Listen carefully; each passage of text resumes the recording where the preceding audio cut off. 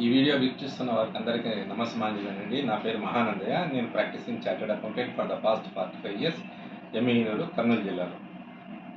నేను ఈ రూరల్ ఏరియాలో ప్రాక్టీస్ చేస్తున్నాను. ఇక్కడ ఇన్కమ్ ట్యాక్స్ యాక్ట్స్ కానీ సేల్స్ ట్యాక్స్ యాక్ట్స్ కానీ ఉండదు.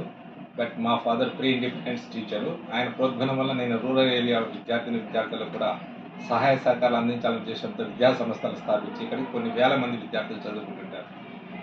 ఇదే కాన్సెప్ట్తో నా కూతురు డాక్టర్ రవలి అనే అమ్మాయి గోనిగండ్లలో రూరల్ ఏరియాలో జాయిన్ అయింది. ఈ అమ్మాయికి భర్త వచ్చేసేసి మైసూర్లో హెచ్డిఎఫ్సి బ్యాంక్లో పనిచేసేవాడు. బట్ 2022లో ఈ అమ్మాయికి ఈ గోనిగండ్ల రూరల్ ఏరియాలతో ఉద్యోగం చేయాలనే ఉద్దేశంతో అప్పుడున్నటువంటి నియమ నిబంధనలకు అనుగుణంగా పీజీ చదువుకోవడానికి అవకాశం ఉంటుంది 3 ఇయర్స్ చేస్తే అనే ఉద్దేశంతో మా కూతుర్ని ఇక్కడికి అపాయింట్మెంట్ చేయడం జరిగింది. మా అల్లుని కూడా అక్కడ ఉద్యోగాన్ని రాజీనామా చేసి ఇక్కడే రూరల్ ఏరియాలో పనిచేస్తే బాగుంటుందనే ఉద్దేశంతో ఇక్కడ రిక్రూట్ కావడం జరిగింది. ఆమె భర్త కూడా ఒక ప్రైవేట్ స్కూల్లోనే పనిచేస్తున్నారు. అయితే ప్రస్తుతం ప్రభుత్వం ఈ రూరల్ ఏరియాలో ఉన్నటువంటి వాళ్లకు 3 ఇయర్స్ అనేటటువంటి నియమ నిబంధనలో జీవో నెంబర్ రీసెంట్గా తెచ్చినటువంటి 99 జీవో చాలా ఇబ్బందికరంగా ఉంది. వీళ్ళకు చాలా బాధపడుతున్నారు. ప్రభుత్వం కూడా దీన్ని గుర్తించి విజనరీ లీడర్ అయినటువంటి ముఖ్యమంత్రి గారు సీఎం చంద్రబాబు నాయుడు గారు 2047 విజన్తో ముందుకెళ్తున్నామనేసి చెప్తున్నారు. అలాగే పాపులేషన్ కూడా పెరగాలనే ఉద్దేశంతో కూడా ఆయన రీసెంట్గా తమ యొక్క మీటింగ్లో తెలపడం జరిగింది. సిటీస్లో ఉన్నటువంటి ఏరియాలో పాపులేషన్ పెరగదు.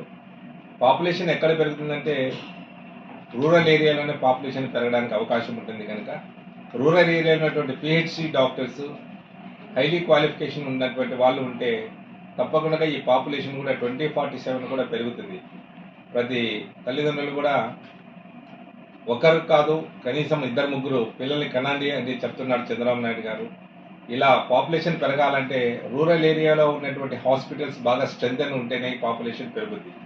కనుక మినిమం డిమాండ్స్ కావచ్చు, minimum expectations of the PhD doctors ఏవైతే ఉన్నాయో వాళ్ళు చేరినప్పుడు ఉన్నటువంటి నియమ నిబంధనలకి అనుగుణంగా వీళ్ళు కంటిన్యూ చేస్తే బాగుంటుంది అనేసి ఈ వీడియో ద్వారా కూడా నేను గవర్నమెంట్కి అభ్యర్థిస్తున్నాను.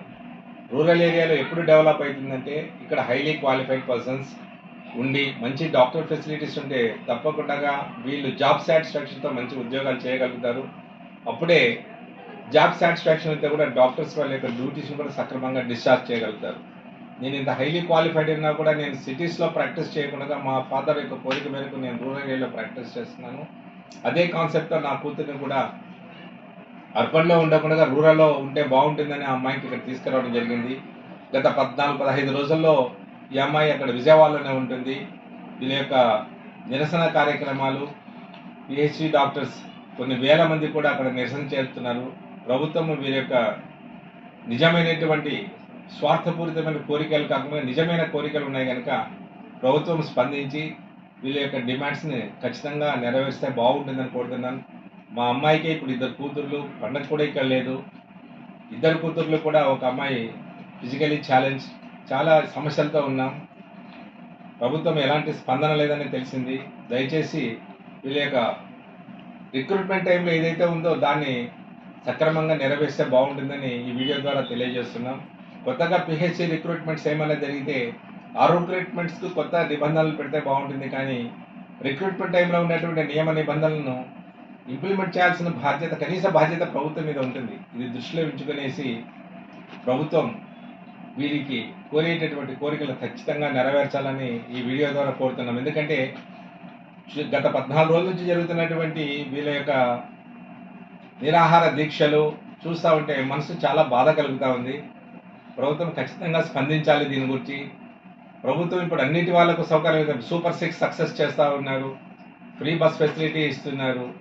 అలాగే మొన్న రిక్షా వాళ్ళకు కూడా, ఆటో వాళ్ళకు కూడా అమౌంట్స్ ఇచ్చారు. ప్రభుత్వం యొక్క ఉద్యోగస్తులు కూడా వీళ్ళు డిఏ కూడా ఇంక్రిమెంట్స్ ఇవ్వడం జరిగింది.